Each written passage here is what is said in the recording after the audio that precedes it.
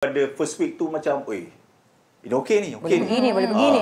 Tok orang pun macam tak ada komen banyak kan. So, I confident dari situ. Yes. Itulah trending. dengki waktu tu. Ada orang dengki tu. Kau ingat masa sampai ke dah nombor 1? Macam-macam kan. Waktu tu pun aku dah begini dah.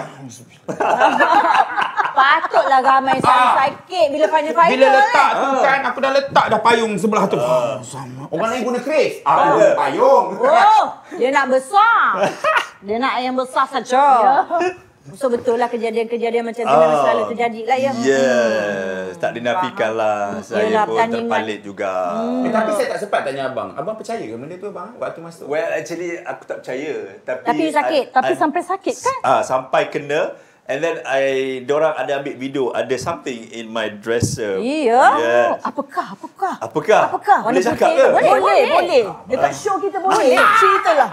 Ceritalah. Kau tak pernah reveal benda ni. Aku tak pernah reveal sebenarnya. Abang Zaro tak pernah reveal. Yes. Which is I pun tak tahu. I tak pernah reveal. Tapi I tahu yang dia kena sebab kita masih bekerja dengan Echelo waktu tu. Faham. I masih bekerja dengan group of production and Tapi production abang tahulah. Ya. Tapi kes saya ni.